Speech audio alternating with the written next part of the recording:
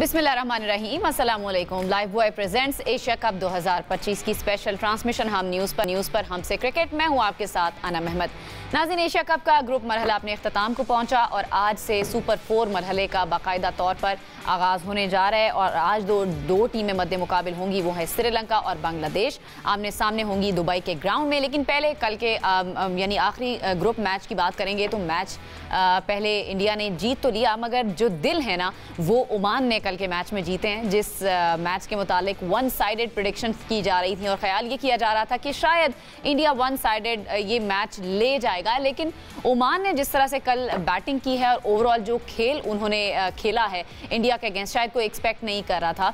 तो इंडिया को काफ़ी मुश्किल में रखा ओमान की टीम ने। जाते जाते भारतीय टीम के 188 रन हदफ के जवाब में ओमान की अच्छी फाइट हमें नजर आई और मैच को काफ़ी क्लोज लेकर गया ओमान। और 21 रन से बिलाखिर ओमान को भारत ने शिकस्त दी। लेकिन ओमानी बैटर्स ने काफ़ी मुज़ाहमत दिखाई और कोई एक्सपेक्ट नहीं कर रहा था कि ओमान की टीम यहाँ तक, ख़ासतौर पर जो नंबर 1 टीम कहलाती इंडिया, उनके साथ इतना अच्छा कम्पीट करेगा। T20 की नंबर 1 टीम होते हुए पहली बार थोड़ी मुश्किल में हमें इंडिया की टीम नजर आई है और इस पर भी बात करेंगे। और इसके अलावा सुपर 4 में आज के मुकाबले और कल के बड़े पाक भारत टाकरे पर भी हमने बात करनी है। प्रोग्राम में मैं अपने पैनल का तारुफ करवा देती हूँ। हमारे साथ मौजूद हैं सकलैन मुश्ताक साहब। अस्सलाम वालेकुम सकलैन भाई, कैसे हैं आप? अल्लाह का शुक्र, आप ठीक है बेटे? बिल्कुल ठीक। इसके साथ साथ स्टूडियोज में हमें मोहम्मद उवैस ने भी ज्वाइन किया। अस्सलाम वालेकुम उवैस। अल्लाह का शुक्र, आप ठीक है?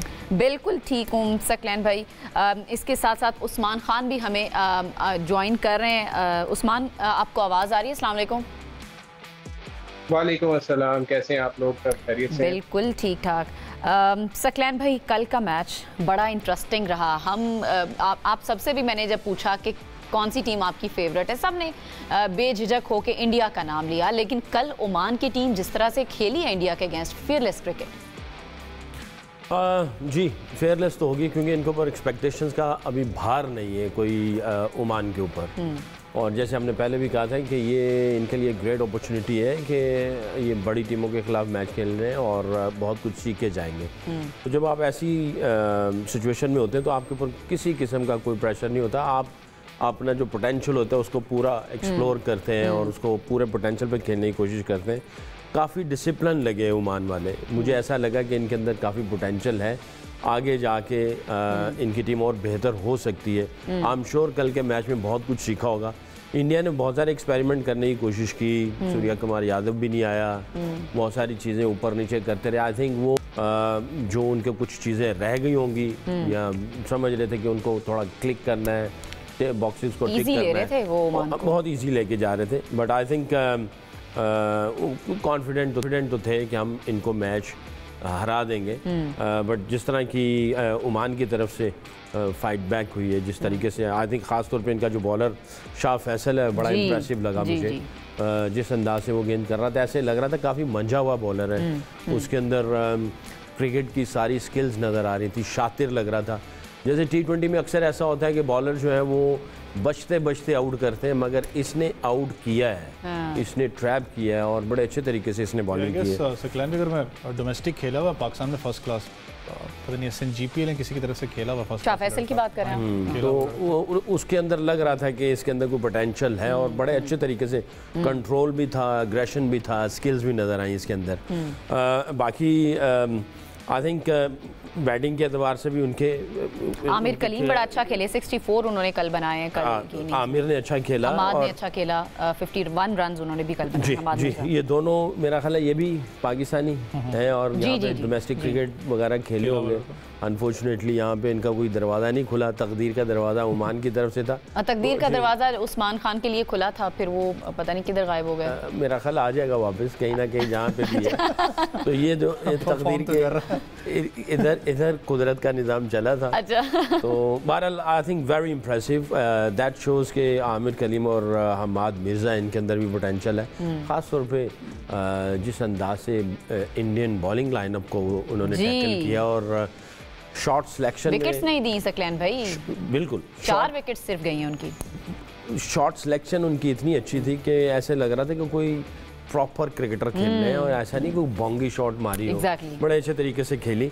बहरहाल आई थिंक बहुत सारे ये अपनी मेमोरीज लेके जाएंगे ओमान वाले। और इनके जो हेड कोचेज़ हैं श्रीलंका के फॉर्मर क्रिकेटर्स हैं, एंड आई एम श्योर उनको पता है कि भाई इंटरनेशनल लेवल पे किस किस्म का प्लेयर को स्किल्स के एतबार से जो मटेरियल चाहिए होता है वो यहाँ से लेके जाएंगे और जाके उनके ऊपर काम करेंगे। But very impressive Oman, I think वही बात है, hats off for them. Match India ने जीता, दिल ओमान ने जीते कल सब डेफिनेटली बहुत अच्छा जो पंच थ्रो किए हैं बैटिंग के एतबार से और बॉलिंग के एतबार से। आई थिंक अगर पाकिस्तानियों ने मैच देखे हो थोड़े बहुत तो बहुत कुछ सीखने को मिलेगा कि भाई आप सिर्फ अगर थोड़ा सा आपकी बॉडी लैंग्वेज चेंज होती है, थोड़ा सा आप रुथलेस अप्रोच रखते हैं, थोड़ा सा आपके अंदर बिलीव है और आप पंच फेंकते हैं इंडियन के ऊपर तो इंडियन भी भागते हैं। ऐसा नहीं है तो कि अब हमारे पास हमारे वो दिन आ गए कि हमने ओमान जैसी एसोसिएटेड टीम से हमें सीखना पड़ेगा कि फाइट कैसे करनी है। T20 देखिए ऐसी जो एसोसिएट्स की जो टीमें होती है ना बेटा, ये लोग इनके ऊपर कोई एक्सपेक्टेशंस नहीं है, कोई प्रेशर नहीं। जब ये चलते भी है ना तो बोर्ड से वहाँ से इनको इन्फॉर्मेशन होती है कि तुम सीख के आ जाओ, क्योंकि इनको पता है ये जीत तो सकते नहीं है। तो ऐसी सिचुएशन में खिलाड़ी के बहुत ही समझ लें कि खुशी के दिन चल रहे होते हैं। नया नया खिलाड़ी जब आता है, जब उसके ऊपर कोई एक्सपेक्टेशंस नहीं होती, वो सीनियर खिलाड़ियों के विंग्स के नीचे पल रहा होता है और वो अपना गेम कर रहा होता है। जब उसके ऊपर एक्सपेक्टेशंस आ जाती हैं तो फिर जाके पता है। अब देखें हमारे साइम अयूब है, अर्ली ऑन आया, उसने किस तरह की एग्जीक्यूशन किया, अब उसके ऊपर जिम्मेदारियां आ गई हैं तो वो जिम्मेदारियों की वजह से थोड़ा सा उसको हर चीज़ों को नाप तोल करके चलना पड़ता है कि लोगों की नजरें अब मेरे ऊपर आ गई। ज्यादा ही नाप तोल रहे हैं अभी। नहीं इंशाल्लाह कल दिखाएगा वो। अच्छा इंशाल्लाह चले सही है, कल दिखाएगा। आप क्या एक्सपेक्ट कर रहे थे? वैसे आपने भी यही कहा था कि इंडिया वन साइडेड ले जाएगा, लेकिन हमें थोड़े से रिजल्ट किसी पॉइंट पर आपको लगा कि ये मैच इंडिया के हाथ से जा भी सकता है? अच्छा, अगर इस पूरे टूर्नामेंट की अगर बात करें तो हम ऑफेयर भी बात कर रहे थे सकलैन भाई हम सारे के बायसनेस पर आपको नज़र आती है आईसीसी की। अगर आप टूर्नामेंट के फिक्चर्स की बात करते हैं, इंडिया ने एक मैच खेला अबू धाबी में। अबू धाबी की जो टिपिकल ट्रैक मैच खेला, एक भी नहीं कल खेला, कल वाला मैच जो मैच था कल एक ही खेला, मैं उसकी बात कर रहा हूँ। आप अगर बात करें पूरे ट्रैक की, दुबई है, अबू धाबी है, शारजा स्टेडियम। अबू धाबी एक वाहिद ट्रैक है जहाँ पर बैटिंग को ज़्यादा सपोर्ट मिलती है। वहाँ पर अगर हाई स्कोर्स के ऊपर जाए ना तो रिसेंटली जो इंडिया वाला मैच हुआ था, अगर हाई स्कोर पे जाए, अफगानिस्तान भी 188 पे था पहले बैटिंग करके, इंडिया भी 188, यूएई ने 172 किया था, श्रीलंका भी इसके लगभग है। दैट मीन्स के हाई स्कोर वहाँ पर हुए हैं और बैटिंग ट्रैक है क्योंकि वहाँ पर ज़्यादा स्पिन को सपोर्ट नहीं मिलती। कल वो कुलदीप यादव को आपको नजर आता कि टर्न नहीं मिल रहा था।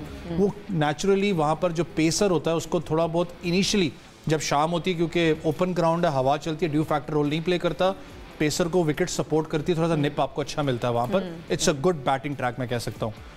जैसे ही आप उस ट्रैक के ऊपर आए, अपने कुशन से बाहर निकले, आपकी पोल खुली। इस सेंस में चाहे आप उनकी बैटिंग यूनिट को आप देखें, कल जब मैं बात कर रहा था अभिषेक शर्मा की, आई गेस हमारे पास शायद हाईलाइट्स भी आगे जाके हों, अभिषेक शर्मा ने जितने भी अभी तक स्कोर किया वो किया है ऑन साइड पे, या तो आप कह लें लॉन्ग ऑन एरिया वाली जो आपकी बाउंड्री है या मिड विकेट एरिया पे। अभी तक वो जो एक स्लैश होती है या आप जो कवर ड्राइव देखते हो या आप देखते हो कि लेट कट है, वो अभी तक नहीं नजर आया। कल थोड़ा सा निप मिला उसको, आउट स्विंग लेट हुआ तो नजर आया कि स्ट्रगल कर रहा था अभिषेक शर्मा जो पीछे कैच हुआ। स्टार्ट उसने अच्छा दिया, नो डाउट, आई गेस 32 उसने किया था या पता नहीं कितना उसने किया, लेकिन अच्छा स्टार्ट उनको दे के गया इंडिया को। आप मिडल ऑर्डर की बात करो, अगर पूरे ओवरऑल अगर आप देखते हो, कल के मैच की बात कर रहा हूँ, इंडिया को ग्रुप स्टेज के अंदर अभी तक प्रेशर नहीं पड़ा, उनका मिडल ऑर्डर टेस्ट नहीं हुआ था। कल बेशक उनके प्लेयर्स एक दो नहीं थे, लेकिन वो पता लगा कि जब टेस्टिंग फेस आएगा इनका मिडल ऑर्डर सस्टेन नहीं करेगा इतनी जल्दी। कल तिलक ने आके अच्छी शॉट्स खेली हैं, लेकिन मैं बात करूं अभी टेस्ट नहीं हुआ प्रॉपर बड़ी टीम के खिलाफ। कि आपको एक अच्छी बात होती है कि अपनी टीम की बात करें, किसी टीम की बात करें, जो ग्रुप स्टेज में टेस्ट होते हैं ना, उनको आगे जाके फायदा होता है कि ये टेस्टेड है, मिडल ऑर्डर के प्रेशर सस्टेन करेगा नहीं करेगा। हम नहीं कर रहे लेकिन टेस्टेड है, उनका भी टेस्ट नहीं हुआ। दूसरा, अगर आप ओमान की बात करें तो जिस तरीके से कल उन लड़कों ने आके नीचे जाके, जितेंद्र उनके कैप्टन थे, जो इनिंग्स उसने खेली स्टार्ट ऑफ द इनिंग्स, शायद थोड़ा सा मैं कहता हूँ पेसी अगर खेलता तो कुछ और थोड़ा सा ट्रैक रिकॉर्ड होता, लेकिन जो तीनों लड़के थे, कलीम की बात करें, मिर्जा की बात करें, हमाद मिर्जा नहीं है, देखें फैबुलस था। मैंने मुझे जो चीज़ पसंद कल आ रही थी कि रोटेट द स्ट्राइक, और खास करके जो बात करते हैं ना इंटेंट की, हम बार बार बात करते हैं इंटेंट, ये नहीं होता कि हर बॉल पे आपने घुमाना है, जो बॉल है उसको रिस्पेक्ट देनी है, जो बॉल लूज बॉल है उसको किस तरीके से बाउंड्री में कन्वर्ट करना है, वो कल आपको नजर आया। कुलदीप की बात करें, उन्होंने कल 31 के करीब जोन से आई गेस रन्स दिए हैं। दुबे की बात करें, वो प्लेयर है जिसको आप टारगेट कर सकते हो, 3 में 31 उसने कल दिए हैं। तो दैट मीन्स के अभी भी थोड़ा सा अगर सुपर 4 की देखें तो मुझे समझ नहीं आ रही आईसीसी की जब बायसनेस की बात होती है, करना क्या चाह रहा है। उनके सारे मैच आप कुशन जोन में दे रहे हो, चारों के चार जो 3 मैच खेलने आपने दुबई स्पोर्ट्स सिटी में जी, आपने बाकी टीमों को हर किसी को एक एक मैच आपने अबू धाबी में दिया। ये तो बात है ना, सकलैन भाई अक्सर कह रहे होते हैं कि ये इस तरह की सिनेरियो दूसरी टीम्स के लिए अलग क्रिएट करते हैं, फिर आप बता रहे होते हैं कि रूम्स भी इनके होटल्स भी अलग होते हैं और बाकी टीम्स के अलग होते हैं। हालांकि इनको ये हरकतें करने की जरूरत नहीं है, आपकी टीम वैसे ही। सकलैन भाई आप वो ऐड भी कीजिएगा, प्रैक्टिस सेशन का भी आप बता रहे थे कि जानबूझ के फ्लड लाइट्स में आपको प्रैक्टिस सेशन नहीं देते। आपको नहीं देंगे प्रैक्टिस सेशन। 2022 वर्ल्ड कप मैं हेड कोच था ऑस्ट्रेलिया के अंदर, हमें एक दिन भी अंडर लाइट्स प्रैक्टिस नहीं दी गई, एक दिन भी। और पूरा वर्ल्ड कप जो था वो अंडर लाइट्स था, इवनिंग में होता था, लेकिन और एक दिन भी। और इंडिया से पहले 3 दिन का हमारा वो जो है वो ट्रेनिंग, 3 दिन ट्रेनिंग के थे और तीनों दिन इंडिया को अंडर लाइट्स प्रैक्टिस दी गई, बैटिंग बॉलिंग फील्डिंग, और हमें डे में बुलाते थे। आखिरी दिन मैच से एक दिन पहले हमें आईसीसी ने ये कहा कि आप सुबह आएंगे बैटिंग बॉलिंग करने के लिए और शाम को अंडर लाइट्स आपको फील्डिंग करवाएंगे। तो पता चला जी कि इंडिया तो हर रोज़ आ रहा है, अंडर लाइट्स प्रैक्टिस कर रहा है, और वो कल, और हम 2 दफ़ा आएंगे, वो 1 दफ़ा आएंगे। लेकिन सकलैन भाई वो तो आईसीसी का इवेंट था ना, अभी तो एसीसी का इवेंट है और मोहसिन नकवी ज़ाहिर है उसके सदर भी हैं। तो ये जो सर्कमस्टांसेस ओवैस बता रहे हैं, फिर ये आईसीसी बता रहा है या एसीसी बता रहा है कि आपने इस टीम को यहाँ पर फेवर करना है? देखें, जो प्लानिंग होती है ना किसी भी वर्ल्ड कप के मेगा इवेंट्स की, चाहे वो एशिया कप है, चाहे वर्ल्ड कप है, चाहे इवन अंडर 19 का है, इसके जब फिक्सचर्स बनते हैं ना कि मैचेस कहाँ पे होंगे, डेट कब होंगी, किस तरह क्या चीज़ें चलनी हैं, उसके अरेंजमेंट जब होते हैं, उसके अंदर इनका पूरा इन्फ्लुएंस होता है कि नहीं जी हम हमारे मैचेस इस वक्त रखें, इधर मैच रखें, हमारा होटल ये होना चाहिए, हम ये इस तरह ट्रैवल करेंगे। अगर उनको वो सूट नहीं करती और उनकी प्रेपरेशन नहीं है तो वो डेटों को भी आगे पीछे चेंज कर सकते हैं, मगर हम कुछ भी नहीं कर सकते। लेकिन एसीसी क्यों इस तरह के लाड उठाएगा इंडियन टीम के? क्या कह रही है? सारा पैसा इधर से आ रहा होता है, वो पैसे के बलबूते पे। अगर आईसीसी जो इंडियन क्रिकेट काउंसिल बना हुआ है तो एसीसी इसके आगे क्या है? कुछ भी नहीं है। मैं तो इसलिए कह रही हूँ ना कि इस वक्त मोहसिन नकवी साहब को तो जुम्मा 8 दिन में होंगे, तो वो तो ये तो बहुत पहले से चीज़ें ऑर्गेनाइज हो चुकी होती हैं। ये तो साल 1.5 साल 2 साल पहले ही जब एशिया कप होना है तो वो पहले ही फिक्सचर देखते हैं कौन सी विंडो में ये रखा जाए, तो सबकी जो सीरीज होती हैं उसको देखते हैं। तो वो आपने वो साल 1.5 साल 2 साल पहले टारगेट करना होता है कि यहाँ पे हमने एशिया कप के लिए अपनी टीम को डेवलप करना, प्रिपेयर करना है। उससे पहले कौन सी सीरीज रखनी है, ये बोर्ड के बंदे कर रहे होते हैं, डायरेक्टर, इंटरनेशनल हेड कोच, ये सब बैठ के ये करते हैं कि भाई ये टूर्नामेंट आ रहा है 1.5 साल के बाद है, तो जो भी एक्सपेरिमेंट करने वो पहले करते हैं। जब एशिया कप या वर्ल्ड कप के करीब जा रहे होते हैं तो उनकी सारी टीमें, सारे प्लेयर्स, सारे उनके प्लान्स सेटल्ड होते हैं। ठीक है, हम क्या कर रहे होते हैं, हमें पता ही कोई नहीं होता। हो रहा है जी, हो रहा है, ठीक है जी, देखी जाएगी। वर्ल्ड कप हो रहा है, देखी जाएगी। आईसीसी का जो टूर्नामेंट है या एसीसी का, वो देखी जाएगी। हम इधर से सब कुछ चेंज कर रहे होते हैं, coach change, head coach change, captain change, हम ये चेंज कर रहे होते हैं। अंदर एक खिचड़ी बनी हुई होती है। तो वो जनाब जब कोई 1 महीना रह जाता है उसके बाद कहते हो यार एक सीरीज पहले कोई एक्सपेरिमेंट कर लो ताकि टीम तैयार हो जाए और हम आगे चले जाएं। ये तो पहले ताकि कल जवाब देना पड़े तो हम ये कहेंगे हमने तो ये काम किया। पहले से ही सारी चीजें चेंज करते हैं कि नहीं, और फिर उन्होंने किसी सीरीज को कैंसिल करना है वो कर सकते हैं। अगर इसको आगे पीछे करना है, एशिया कप की डेट्स को, उसको भी आगे पीछे करते हैं। ये इसके ऊपर अंदर बैठ के बात हो रही होती, हमें पता ही कुछ नहीं होता। हमें भी इस पे पॉइंट तो रेज करना चाहिए, कम से कम और कुछ नहीं कर सकते। तो उस्मान मैं मुझे ये बताएं कि अभी ये जो कंट्रोवर्सी हुई थी एंडी पायक्राफ्ट वाली, अब कल पाकिस्तान इंडिया का मैच है, कंफर्म कीजिएगा कल एंडी पायक्राफ्ट ही होंगे वहां पर? हाँ जी बिल्कुल, एंडी पायक्राफ्ट ही मैच को ऑफिशिएट करेंगे क्योंकि मामला पाकिस्तान क्रिकेट बोर्ड से ख़त्म कर दिया गया है और उन्होंने ये कहकर कहा था कि एंडी पायक्राफ्ट ने चूंकि माफ़ी मांग ली है तो Pakistan cricket board spirit of cricket का मुजाहरा करते हुए आगे देख रहा है और उनकी तमाम तर नज़रें अगले मैच के ऊपर हैं। उनको नहीं फ़र्क पड़ता कि एंडी पायक्राफ्ट दोबारा मैच रेफरी होंगे या नहीं होंगे, वो अब मैच की तरफ भरपूर फोकस किया हुआ है पाकिस्तान क्रिकेट टीम ने। आज गो के एक इंटरेस्टिंग चीज़ ये सामने आई है कि प्रेस कॉन्फ्रेंस जो पाकिस्तान की थी प्री मैच, वो मनसूख कर दी गई है। पिछले मैच में भी हमने देखा था, तब तो हालात कुछ ख़राब थे, शायद पाकिस्तान उस टाइम बाइकआउट का भी सोच रहा था, लेकिन इस वक्त जो सूरत हाल है वो post match pre match press conference जो है वो कैंसिल कर दी गई है। जाहिर है शायद खिलाड़ी प्रेशर से बचना चाह रहे हैं क्योंकि कोई ना कोई सवाल होगा। इंडियन मीडिया वहां पर, उनकी ज्यादा स्ट्रेंथ है वहां पर और तो कोई ना कोई सवाल हो सकता है, तो इस वजह से खिलाड़ी और टीम मैनेजमेंट ये चाहती है कि हम प्रेस का सामना ना करें और तमाम तर तवज्जो मैच के ऊपर रखें, क्योंकि वो मैच बहुत ज़रूरी है और तमाम तर खिलाड़ी काफ़ी ग्रुप भी हुए हैं और एक दूसरे को सपोर्ट भी कर रहे हैं। आज दोपहर के अंदर बताया जा रहा है कि एक मीटिंग भी रखी गई थी टीम मैनेजमेंट की जानिब से और ख़ास तौर पर जो बल्लेबाज हैं उनको उनके रोल डिफाइन किए गए हैं। साइम अयूब को हमने देखा है कि एक बार फिर टीम मैनेजमेंट ने भरपूर सपोर्ट किया है। माइक हेसन खास तौर पर उनको बहुत ज़्यादा सपोर्ट करते हैं और उनको एडमायर भी करते हैं, उनकी बैटिंग को और जो उनकी ऑल राउंड कारकर्दगी रहती है। बॉलिंग से भी वो कभी मायूस नहीं करते। 6 विकेटें अभी तक एशिया कप में ले चुके हैं। तो कोशिश उनकी ये है कि उनको किसी तरह से कॉन्फिडेंट दें साइम अयूब को कि वो अगले ऑल इम्पॉर्टेंट मैच के अंदर एक अच्छा परफॉर्म कर सके। उसके अलावा जो मिडल ऑर्डर है उसके अंदर भी काफ़ी चेंजेस तो नहीं हो रही हैं, अलबत्ता जो बैटर्स हैं खास तौर पर हसन नवाज आप देखें अभी तक परफॉर्म नहीं कर सके हैं और उनके ऊपर बड़ी जिम्मेदारी होती है मिडल ओवर्स के अंदर कि वो अच्छी कारकर्दगी दिखा दें, क्योंकि अगर वो 30 से 35 रन बना देते हैं तो उन पाकिस्तान के लिए काफ़ी फ़ायदा हो सकता है। तो वो भी काफ़ी कॉन्फिडेंस लैक कर रहे थे। तो ये एक अच्छी मीटिंग थी जिसके अंदर खिलाड़ियों को सपोर्ट किया गया। होप करते हैं कि जो कल का मैच है उसके अंदर पाकिस्तान टीम अच्छी कारकर्दगी दिखाए। जहाँ तक बात है ऑफ द फील्ड और जो मैच रेफरीज और बाकी चीज़ें हैं वो अब पाकिस्तान क्रिकेट बोर्ड ने एक तरह से उसके ऊपर अब ध्यान देना छोड़ दिया। बिल्कुल सही, और ध्यान देना भी नहीं चाहिए। अगले मैच की अब हमने तैयारी करनी है। आपने साइम अयूब की बात की, जिस तरह सकलैन भाई भी शुरू में कह रहे थे कि उस पर जो ड्यू है ना वो अगले मैच में परफॉर्म करेगा इंडिया के अगेंस्ट, तो वो हम उम्मीद भी करें कि वो कर्जा जो उनके ऊपर चढ़ा हुआ है ना वो उतार देंगे। मैं एक ब्रेक की तरफ जान वापस आएंगे, मजीद बात करेंगे।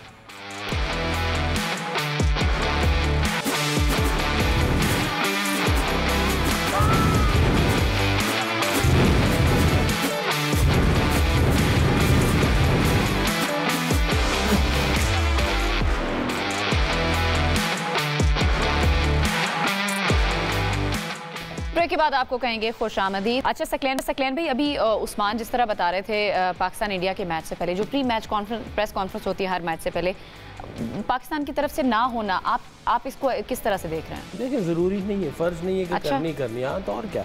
आप देखें आपके लड़कों को क्या चीज़ें चाहिए, वो कैसे टीम को टाइम को यूटिलाइज करना चाह रहे हैं। If they need a break from the media उसको करना चाहिए। If they want a bit more extra time recovery करना चाहिए। ऐसे ही मीडिया में जाके मीडिया वालों का तो अपना एक बतंगड़ होता है ना, वो चाहते हैं कुछ ना कुछ चीज़ चलती रहे और इंडियन मीडिया आएगा तो वो अजीब अजीब सवाल करते हैं। खैर इंडियन मीडिया जो भी ये सवाल करते हैं नहीं करते उसका वो तो एक अलग चीज़ है, बट आई थिंक ये सब आपके अपने हाथ में होता है। आपको जो लड़कों के लिए टीम के लिए बेहतर है आप उसको कर सकते हैं। आप ट्रेनिंग कैंसिल कर सकते हैं डे बिफोर। आप चाहते हैं कि भाई हमें नहीं चाहिए ट्रेनिंग, नहीं कर सकते। पूल सेशन करना है, मीटिंग करनी है, चिल करना है, रिलैक्स करना है, क्योंकि आपकी प्रायोरिटी ये है कि you have to be prepared well for the upcoming match. आपको अगले मैच के लिए देखना है। तो आई थिंक मेरा ख्याल है शायद ये स्ट्रेटजी अच्छी हो। लड़के जो हैं वो मीडिया से बिल्कुल दूर रहें, बस फोकस रहें अपने, कल इंडिया को मारना है हमने, बस ख़त्म हो गई बात। अच्छा, और प्लेइंग 11 की हम बात करें तो आपको लगता है कि कोई तब्दीली होनी चाहिए? जिस तरह आप पहले भी कह रहे थे सुफियान मुकीम को अगर रेस्ट दे के फिर हारिस को ये भी तो ऐड कीजिएगा, ये जो कह रही थी कर्जा उतारना है, वजीर खजाना कह रही थी कर्जा उतारना है। तो ये साइम ने जाहिर है कल उतारेंगे ना जिस तरीके कर्जा उतारना तो कर्ज ये ना उनके ऊपर ड्यू है। हम एक्सपेक्ट कर रहे हैं कि आज परफॉर्म करेंगे, कल परफॉर्म करेंगे। नहीं इंशाल्लाह I am very hopeful and optimistic as well कि कल साइम करेगा। अल्लाह करे वो अपना पूरा सारे पिछले दिनों को पास को भूल जाए, जो उसके अंदर पोटेंशियल है अपने उस पोटेंशियल पिछले गुनाह माफ हो जाएंगे अगर कल परफॉर्म कर दिया तो। गुनाह ऐसे हीरो बन जाएगा और ऐसा हीरो बनेगा कि पूरा पाकिस्तान जो है उसको सराखों पे बिठाएगा और अल्लाह करे इसके अंदर पोटेंशियल है। असल में प्रॉब्लम ये है कि जो जितना पोटेंशियल है फील करें नहीं, उसका ऐसा होता है कि आप ओवर थिंक कर जाते हो। प्रेशर एक डिफरेंट चीज होती है जब आप ओवर थिंक कर जाते हो। पिछले मैच में जो आउट हुआ है वो सॉफ्ट डिसमिसल था। आई डोंट नो कैसे हार्दिक पांड्या की वो गेंद आउट वाली गेंद ही नहीं थी, वो सॉफ्ट डिसमिसल हुआ ऑफ साइड पे पॉइंट गली रीजन में जाके उसका जो कैच हुआ है मुझे समझ नहीं आती वो किस तरीके से उधर चला गया। शायद वो कुछ और सोच रहा था और उसने एंड में उसको कहा कि मैं उसको थोड़ा सा प्लेस कर दूं या मैं थोड़ा सा गैप ढूंढ लूं। पूरा चपेट मारता है ना उसको तो पटाखेदार चौका मिलता, 1 बाउंस चौका मिलता या गैप में से निकल जाता। उसने बस उसको थोड़ा सा ऐसे प्लेस करने के चक्कर में चला गया। जब आप ओवर थिंक करते हैं तो ऐसी चीज़ें होती। एक माइंड हो, अगर अटैक करना है तो फिर प्रॉपर अटैक करें। ये नहीं कि फ्लंटर वाला ऐसे ही देख कभी कर लिया, कभी बैकफुट पे चले गए। अपनी गेम खेले जिस तरह वो खेलता है। और मैं ये चाहता हूँ कि भी देख, अगर तुम्हारा नो लुक दिमाग के अंदर है, लोग कहते हैं ना कि नो लुक के चक्कर में ये आउट हो जाता है। भाई तुम्हारी पेट शॉट है, तुम खेलो। दुनिया के जितने भी बड़े प्लेयर थे, विव रिचर्ड को लोग कहते हैं वो टांग रख के ऑफ स्टंप के गेंद को वो मिड विकेट पर छक्का मार देता था। इंजमाम उल हक भी ऐसे ही करता था, फ्रंट फुट पे पुल मार देता था। रिकी पाउंटिंग है, वो भी अपनी गेम खेलता था। जावेद भी अपनी गेम खेलते थे। आप अपनी गेम खेलो, लोग क्या कह रहे हैं उसको छोड़ दो बस। तो मैं काफी उम्मीद से हूँ कि भी ये कल जो है ना, ये कुछ अलग करने वाला, अलग ही करेगा लड़का, बहुत अच्छा करने वाला है इंशाल्लाह। ठीक है। वैसे मैं कैप्टन के बारे में थोड़ी सी बात करना चाहूँगी। सलमान अली आगा से आप क्या एक्सपेक्ट करें? कुछ लोग अभी से तनकीद शुरू हो गई है जी वो कैप्टनसी पे, उनके अपने खेलने के अंदाज से। उस तरह से एज अ प्लेयर वो परफॉर्म नहीं कर पा रहे, या उतनी बड़ी इनिंग्स वो नहीं खेल पा रहे जिस तरह से होना चाहिए एक कैप्टन का रोल। मैंने कहा ना, बाहर बैठ के तनकीद करना बहुत आसान होता है। और विद ड्यू रिस्पेक्ट, लेजेंड्स हैं, बड़े हैं, काफ़ी के साथ बैठता भी, शो भी करता हूँ। बाहर बैठ के जिस पोजीशन पे आप तनकीद कर रहे हो, अगर मैं आप लोगों का ट्रैक रिकॉर्ड उसी पोजीशन पे निकालूँ तो माजरत के साथ फिर तनकीद आप पे भी बनती है। जब टीम इतना ज़्यादा प्रेशराइज हो ना, ये मुझे आज भी याद है जब सकलैन भाई, मैं वसीम भाई, जब हम लोग शो करते थे, आपको याद है सकलैन भाई आपने एक बात की थी कि वो प्लेयर्स भी यहाँ तक के कॉल करके, जो जिनसे सीखते हैं एक्स क्रिकेटर्स को कॉल करके कहते हैं कि तकलीफ होती है, सुनते हैं ना वो ऑब्वियसली उनको भी। जिस वक्त आप बिल्कुल ही नीचे गिरे हुए हो और आप एक प्लेयर को या कप्तान को इतना ज़्यादा वो क्रिटिसाइज कर रहे हो, तो वो वैसे ही नीचे गिरा हुआ है, तो मुझे बताओ वो क्या उठेगा? बैकअप किसको सबसे ज़रूरत है? वैसे इस वक्त ये बातें करने वाली नहीं है कि कप्तान गलत है, वो T20 का प्लेयर नहीं है, उसको फलाना कर दिया। भाई ये बातें इस तरह इस वक्त नहीं करने वाली हैं। यहाँ तो जब वो था उस वक्त बोलते और उसके बाद मुंह बंद कर लेते। भाई जब एक डायरेक्शन ले ली गई है, समझा जी कि इसने इस तरह इस डायरेक्शन में जाना है, अब जाने दो। क्यों बीच में बार बार लुच तोल रहे हो यार? अगर आपने क्रिकेट खेली हुई, आपको समझ नहीं आती है। मैं अपने एक्स क्रिकेटर जो मेरे अपने कुलीग हैं, मैं उनको भी कह रहा हूँ और एक्सपर्ट को भी कह रहा हूँ, भाई एक फैसला ले लिया है, चल रहा है, एशिया कप होगा, बाद में जाकर फिर बात कर लेना। आप ये देखो कौन सी बातें किस वक्त करनी है। आप मुंह उठा के जब मर्जी जो मर्जी बातें कर लेते हो, कौन से टॉपिक, कौन सी फाइल खोलनी है, आप जब मर्जी जो ना हर खाता खोल के बैठ जाते हो। आपको पता है सबसे ज्यादा इशू हमेशा याद रखिएगा, पाकिस्तान की जितनी भी आज तक आपने बड़े टूर्नामेंट्स खेले हैं, ये हमेशा शुरू होता है बड़े टूर्नामेंट से पहले, कि आप पहले इतना साइकोलॉजिकल प्रेशर डाल देते हो कि उसको समझ ही नहीं आती। हर किसी के ऊपर, खाली प्लेयर के ऊपर नहीं है, सिलेक्शन कमेटी, बोर्ड के ऊपर, खिलाड़ियों के ऊपर, कैप्टन के ऊपर, तो प्रेशर हैंडल करना आना चाहिए ना सकलैन भाई। ये तो एक प्लेयर की ट्रेनिंग होती है। देखें वो अपनी चीजों के ऊपर कंसंट्रेट कर रहे होते हैं, आप ऑलरेडी हो जाता है, आपका फोकस हट जाता है। ऐसा नहीं है कि ये खेल इसीलिए रहे हैं कि इनको प्रेशर हैंडलिंग करनी आती है, बट जब अपनों की तरफ से तीर बरसाए जाते हैं ना, तो वो जाके सीने में ठुकते हैं। अभी बात छोड़ दो, खेलने दो उनको, बैक करो इनको, माइक हैसन को भी बैक करो, कैप्टन को भी बैक करो, पूरी टीम को बैक करो। भी हमारी टीम है, हम अंदर नहीं है, बट टीम तो हमारी है ना। आप क्यों इस तरह की बातें कर रहे हैं जिसकी वजह से खिलाड़ियों के अंदर या प्लेयरों के अंदर उनका फोकस हट जाए, या वो थोड़ा सी खट्टा दिल हो जाए उनका? क्यों नहीं सपोर्ट करते? कभी इंडियन की आपने देखा है बैठे होते हो कैसी बातें कर रहे होते हैं? भाई जब मौका आएगा उस वक्त कर लेना, मौका मुनासिबत देख के बात करनी चाहिए। चीज़ है ना, अगर आप थोड़ा सा ना, अगर आप चले दोनों टीम्स को कंपेयर करें, वहाँ पर भी जो डोमेस्टिक क्रिकेट है वो 100 साल तो उसको कम से कम हो गए हैं। यहाँ पर भी डोमेस्टिक क्रिकेट को इतनी बहुत नई नहीं है, बहुत पुरानी है। मुझे पता है कि स्ट्रक्चर चेंज होता रहता है, जो मामला चलते हैं, तब भी आप बहुत तगड़े प्लेयर्स प्रोड्यूस करते हो पाकिस्तान के लिए, आपने परफॉर्म किया है।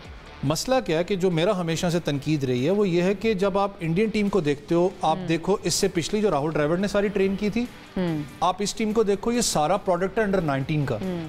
आपने अंडर 19 में लेके राहुल द्रविड़ को लेके आए, उसने सारा जो इंजेक्ट होता है ना, जो आप कहते हो कि अंडर 19 बेसिकली एज है जहां पर ग्रोइंग है, साइकोलॉजिकली आप उतने ज्यादा स्ट्रांग नहीं होते, आप स्ट्रांग बन रहे होते हो, समझ रहे होते हो। असल में सॉरी, इसी बात को थोड़ा सा मैं आगे लेके जाऊंगा।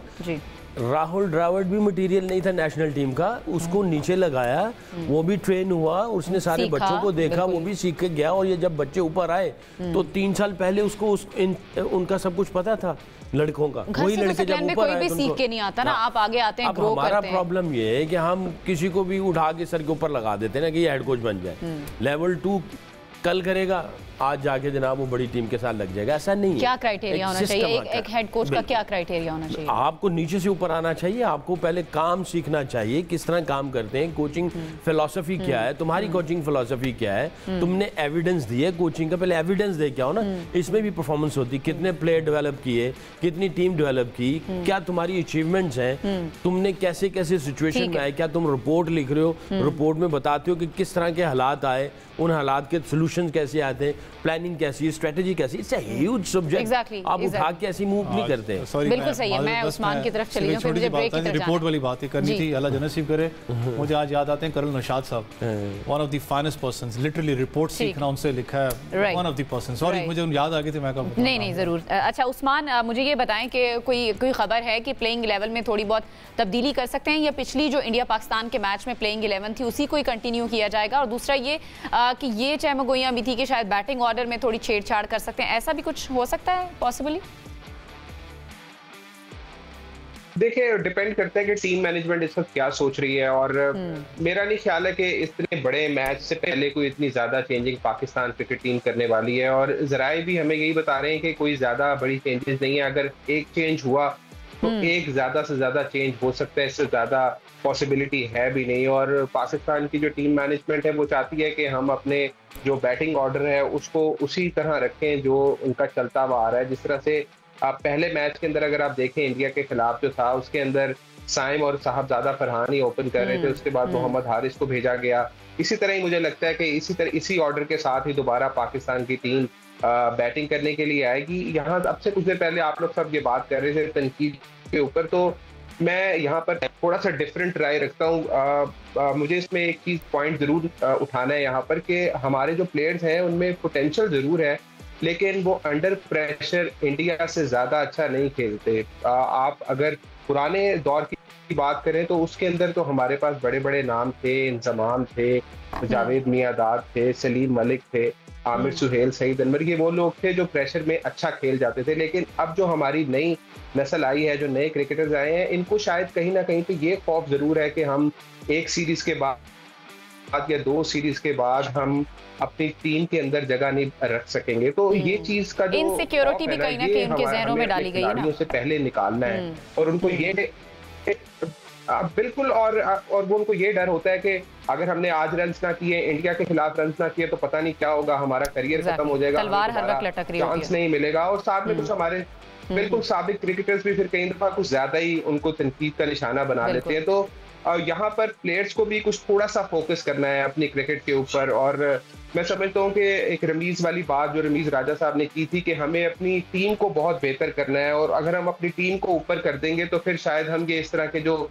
मसले मसाइल आ जाते हैं, बहुत सारे लोगों के मुंह हम बंद भी कर सकते हैं ना। अगर टीम अच्छा परफॉर्म करे ना, हम बल्ले से जवाब दें, गेंद से जवाब दें, तो ऑटोमेटिकली जो मुंह उनके खुले में वो बंद हो जाएंगे। अभी जब हम बात करें तो सूर्या कुमार यादव उस तरफ जो है वो प्रेस कॉन्फ्रेंस भी कर रहे थे, जिसमें उनसे फिर वही सवाल हुआ कि आप शेक हैंड करेंगे पाकिस्तान की टीम के साथ या नहीं करेंगे। उन्होंने बस कुछ जवाब नहीं दिया और स्माइल की, और इसके अलावा उन्होंने कहा कि अगले मैच में भी वही करेंगे हम जो हमने पिछले मैच में किया। लेकिन सूर्या साहब, हम अगले मैच में वो नहीं करेंगे जो हमने पिछले मैच में किया। मुझे एक ब्रेक की तरफ जाना है।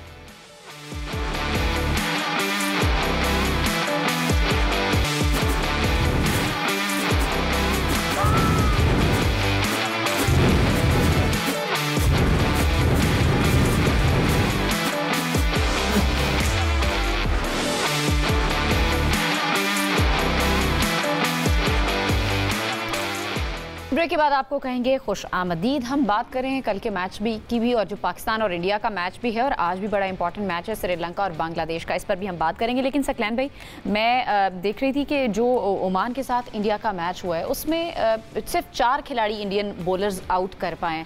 कहीं ना कहीं हम ओवर रेट कर जाते हैं इंडियन बॉलर्स को, और हमारी जो पूरी टीम है वो कोलैप्स कर जाती है, हमारी एक के बाद एक विकेट गिरती चली जाए, हम ज़्यादा प्रेशर ले लेते हैं। नहीं, ऐसी बात नहीं है बेटा, ये पिच थोड़ी सी ट्रू बैटिंग पिच थी। देखें ना, स्कोर भी उन्होंने जो है वो थोड़ा सा हायर साइड पे गया, 180 प्लस किया है। अगर वो अपना बैटिंग ऑर्डर अपना रखते तो शायद ये 200 से ऊपर ले जाते हैं। इन्होंने अब एक्सपेरिमेंट्स किए हैं इन्होंने, इंडियंस ने, ऐसी बात नहीं है। बैटिंग की तरफ से इंडिया ने नहीं, मैं कह रही बॉलिंग साइड को आप किस तरह से देखेंगे? किसकी है? इंडिया की बॉलिंग साइड। देखिए मैं वही कह रहा हूँ ना कि बैटिंग पिच था जिसकी वजह से कुलदीप यादव उस तरह थ्रेटनिंग नहीं था जिस तरह हमारे खिलाफ चल रहा था, जहाँ पे गेंद थोड़ा सा ग्रिप कर रहा था। ये जब पाकिस्तान के खिलाफ खेलते हैं तो उनकी प्लानिंग या स्ट्रेटजी में पिच भी होती है। जब किसी और के साथ खेलना होता है तो वो किसी और पिच पे भी चले जाते हैं, वो खेल लेते हैं उस तरह। But anyway I am not taking credit away from Oman. वो अच्छा क्रिकेट खेले हैं और उन्होंने उनके बॉलर्स को अच्छे तरीके से टैकल किया। लर्निंग क्या है हमारे लिए उस मैच से? देखिए लर्निंग तो ये है कि जिस तरीके से इनके जो 2 बैट्समैन खेले हैं और इनका जिशान जो बॉलर है जिसने बॉलिंग की है, उसने सिर्फ एक क्रिकेट का मैच समझा। उसने ये नहीं देखा कि इंडिया के खिलाफ खेल रहे हैं। आप इंडिया का टैग हटा दो, बस एक सामने एक खिलाड़ी है जिसको आपने गेंद करना है, या एक बॉलर है जिसने लाल सफ़ेद गेंद फेंकना आपकी तरफ। इंडिया और इंडिया की वो सारी चीज़ें उसको हटा दिया जाता है। इसीलिए कहते हैं ना, बैट्समैन कहते हैं कि मेरी तरफ सिर्फ एक गेंद आ रहा है जिसको मैंने खेलना है। बॉलर को पीछे से गायब कर देते हैं। और बॉलर जो है वो बॉलर ये कहता है कि बस एक खिलाड़ी है मेरे सामने, एक आम खिलाड़ी है और उसको मैंने गेंद करना है। It's just a mind game. तो ये 3 लड़कों ने या 4 लड़कों ने जो ओमान के खिलाड़ियों ने परफॉर्मेंस दी, उन्होंने इंडिया का टैग हटाया हुआ था और उनके अंदर जो पोटेंशियल था वो एंजॉय करते फेयरलेस क्रिकेट खेल रहे थे। उनकी बॉडी भी रिलैक्स लगी, कॉन्फिडेंट भी लगी और उन्होंने अपनी मर्जी से क्रिकेट मैं इसलिए कह रही हूँ ना सकलैन भाई, हमने इंडिया के अगेंस्ट जो मैच खेला था उसमें 63 डॉट बॉल्स हमने खेली हैं, तकरीबन 10 ओवर्स। ये हमारे लिए कंसर्निंग भी है काफ़ी कि अगले मैच में हम ये ना करें। ओवरऑल हम एशिया कप की बात करें तो शायद पाकिस्तान का स्ट्राइक रेट सबसे नीचे है। जी, इंडिया के खिलाफ होता ऐसे ही है कि पाकिस्तान के ऊपर थोड़ा सा साइकोलॉजिकल होता है प्रेशर। ऐसा नहीं है कि नहीं होता, बट आप ये देखें प्रेशर इंडिया के ऊपर भी होता है। आपको सिर्फ माइंडसेट चेंज करना है और आपने थोड़ी सी रुथलेस अप्रोच लेके जानी है इंडिया के खिलाफ। आपको थोड़े बहुत पंचेस फेंकने पड़ेंगे उनके ऊपर, आपको निकलना पड़ेगा शेल के अंदर से। और मेरा मानना है इन सब के अंदर वो पोटेंशियल है और ये कर सकते हैं और ये करेंगे इंशाल्लाह। बड़े मैच में करेंगे। अगला मैच बड़ा मैच है, उसमें करेंगे। चलें जी, अवैस श्रीलंका बांग्लादेश आज फिर से मद्दे मुकाबले हैं। पिछले मैच का रिजल्ट हमने देखा, आज के मैच से आपको क्या एक्सपेक्टेशंस हैं श्रीलंका या बांग्लादेश? साइन ऑफ रिलीफ तो है, जिस तरीके से पिछला मैच श्रीलंका खेली थी और जीती थी। मैंने कहा ना कि उनका कॉम्बिनेशन थोड़ा सा काम नहीं कर रहा था बैटिंग में, लेकिन अच्छी बात है कि खाली अब वो निसांका पे रिलाई नहीं कर रहे। उनको पता है मेंडिस भी नीचे खेलने वाला है, फिर कुसाल मेंडिस भी है नीचे। असलांका की बात कर लें, प्लेयर्स उनके पास मौजूद हैं। लेकिन मैंने कहा ना कि अभी भी अगर पिछले मैच में भी आप देखें तो जिस तरीके से मेंडिस ने सिर्फ 10 चौके लगाए थे, छक्का नहीं लगाया, लेकिन मजे की बात थी कि रन बॉल पे खेलता रहा। उसने वो जो स्ट्राइक रेट को मेंटेन करके रखा, प्रेशर आपको नजर नहीं आया। और अफगानिस्तान के स्पिन अटैक के खिलाफ उन्होंने बैटिंग की थी, अटैकिंग मोड के अंदर क्रिकेट खेली है। मिडल ऑर्डर अभी भी मैं कहता हूँ कि ज्यादा शायद अभी भी वो चीज परफॉर्म नहीं कर रहा। जब बड़े टूर्नामेंट्स की बात करते हैं ना, तो आपका चौथे 5वें नंबर का बैट्समैन बड़ा इंपॉर्टेंट होता है कि वो किस तरीके से इनिंग्स को फिनिश करता है या 15-16 ओवर्स में किस तरीके से बैटिंग करता है। उसमें असलांका इनके पास मौजूद है, शनाका मौजूद है। बॉलिंग तो अच्छी करवा रहे हैं, लेकिन बैटिंग मैंने कहा ना एक बड़ा स्कोर उनकी तरफ से आ नहीं रहा। बांग्लादेश की अच्छी बात यह है कि जिस तरीके से वो फिर अफगानिस्तान जो एशिया की दूसरे नंबर पर टीम थी, अफगानिस्तान को जिस तरीके से उन्होंने बॉलिंग यूनिट ने परफॉर्म किया, खास करके उनको ओपनर्स का आपको इशू नजर आ रहा था, उन्होंने परफॉर्म किया। मिडल ऑर्डर लिंटन दास थोड़ा सा मैं कहता हूं कि वो जो जिनसे तवक्को है वो शायद अभी तक नहीं कर सके, लेकिन बॉलिंग यूनिट ने परफॉर्म किया। देखें उनकी जो स्पिन बॉलर्स की बात करें, जो वो नया लड़का था, तो फिर आज आपको किस टीम से ज्यादा उम्मीद है? देखिए श्रीलंका जिस तरीके से इस टूर्नामेंट के अंदर खेल रही है, और खास करके उस दिन भी हम बात कर रहे थे कि जयसूर्या जो एक नई सांस लेके अंदर इनके अंदर है। T20 का जो एक फ्लेवर आपको नजर आता है वो लड़कों में नजर आ रहा है कि फाइटर है, उनको हर किसी को अपनी पोजीशन का पता है। प्रेडिक्शन आप कर लें 51% श्रीलंका, 49। इतना भी डिफरेंस आपने क्रिएट नहीं कि जितना आपने फौरन से बता दिया कि श्रीलंका। उस्मान की तरफ चलते हैं। उस्मान, आप क्या एक्सपेक्ट कर रहे हैं आज के मैच से और आपकी प्रेडिक्शन क्या होगी? क्लास हो जाएगी। नहीं, बड़ा एक इंटरेस्टिंग मैच होगा और आज जो फैंस हैं उनको एक अच्छी क्रिकेट देखने को मिलेगी, क्योंकि ग्रुप बी की ये दोनों टीमें बहुत अच्छी रही हैं और बांग्लादेश ने भी कहीं ना कहीं साबित किया है कि वो इस लेवल के ऊपर आकर अच्छा परफॉर्म कर सकते हैं। खासतौर पर उनके कैप्टन लिटन दास ने भी पिछले मैच में परफॉर्म किया था। फिर उसके अलावा जो उनका वरी साइन है वो उनकी ओपनिंग स्लोट है। परवेज हुसैन उस तरह से परफॉर्म नहीं कर रहे, उनके ऊपर जिम्मेदारी होगी कि वो आज अच्छा आगाज फराहम करें। इसके अलावा अगर आप बॉलिंग की बात करें बांग्लादेश की, तो मुझे लगता है कि रिशद हुसैन एक अच्छा उनके लिए एक्स फैक्टर हो सकते हैं। और उसके अलावा तस्कीन अहमद भी जिस तरह से फास्ट बॉलिंग कर रहे हैं बांग्लादेश के लिए, तो मेरा ख्याल है कि एक अच्छा मैच हो सकता है आज का। और इसके अलावा अगर हम श्रीलंका की तरफ देखें तो उनकी तो ज़्यादा बेटर बांग्लादेश से ज़्यादा अच्छी पोजीशन मुझे नज़र आ रही है, क्योंकि तकरीबन मुझे लगता है कि वो बोर्ड के ऊपर सारे ही टेक कर चुके हैं, अपने बैटिंग के अंदर भी ज़बरदस्त कर रहे हैं, उस्मान क्या प्रेडिक्शन है फिर आपकी? फील्डिंग के अंदर भी जान मारते दिखाई दे रहे हैं। और फील्डिंग प्रेडिक्शन मुझे लगता है कि आज मैच 70-30 हो सकता है 17 फेवर ऑफ श्रीलंका। ठीक है सकलैन भाई। पिछले मैच में जो श्रीलंका ने क्रिकेट खेली है वो मुझे तो ऐसा लगता है कि वो प्रिपेयर्ड है ऊपर जाने के लिए। और I think I go 70-30 as well Sri Lanka 70-30। Bangladesh को वैसे आप राइट ऑफ क्यों कर रहे हैं? बांग्लादेश ने भी पिछला मैच बड़ा अच्छा खेला। ने जिस तरह की पिछले मैच में नहीं खेली है, अपार्ट फ्रॉम 1 ओवर, वो एक ओवर का उसकी कैलकुलेशन में हो गया। I am sure Sanath Jayasuriya उसको बताएगा कि भाई आखिरी ओवर किससे करवाना है, कौन सी सिचुएशन में कौन सा बॉलर है, वो उसने बात कर ली होगी। बट बहुत ही अच्छी क्रिकेट खेली श्रीलंका ने, सारे बॉक्सेस टिक किए। उनकी फील्डिंग पैंथरों वाली होती है, बॉलर को पूरा सपोर्ट करते हैं। बॉलर जो उनके, उन्होंने बहुत ही आउटस्टैंडिंग किस्म की परफॉर्मेंस दी है। और जो कुशाल मेंडिस था जो नहीं कर रहा था, और जिस तरीके से उसने पूरे मैच को आराम से लेके गया है और मैच मज़े से निकाल दिया। जो इनके ऊपर भूत सवार था अफगानियों के ऊपर के जी हम नंबर 2 है, उसने बड़े मज़े से गेम को लेके गया। ऐसा लग रहा था कि ये बिल्कुल तैयार है किसी भी टीम को जो है ना वो गले से पकड़ने के लिए। इनका इंडिया के साथ मैच होगा, देखिएगा क्वालिटी क्रिकेट खेलेंगे ये। हमारे साथ भी होना है फिर, हमारे साथ भी होना है इंशाल्लाह। हमें अपनी तैयारी करनी पड़ेगी। कल का मैच हमारा इम्पोर्टेंट है। पूरे पाकिस्तान की नज़रें हैं और इंशाल्लाह पूरे पाकिस्तान की दुआएं भी हैं। इंशाल्लाह पाकिस्तान मारेगा इंडिया को। प्रेडिक्शन आपने क्या दी? इंशाल्लाह 70-30 17 favour of Sri Lanka. All right जी, और ये सबका म्यूचुअली मेरे ख्याल से हो गया श्रीलंका की तरफ झुकाव। उवैस ने थोड़ा सा क्लोज बताया 51 and 49। लेट्स सी जी आज के मैच में क्या होता है। बरमुडा को सपोर्ट कर रही है? नहीं मैं नहीं, इसने इसीलिए बांग्लादेश के थोड़े पॉइंट्स अच्छे रखे हैं। ये माश भात खाता है बांग्लादेश। चलिए जी, मुझे प्रोग्राम को करना है क्लोज, तो चुका है खत्म। दीजिए इजाजत, अल्लाह ने के बाद।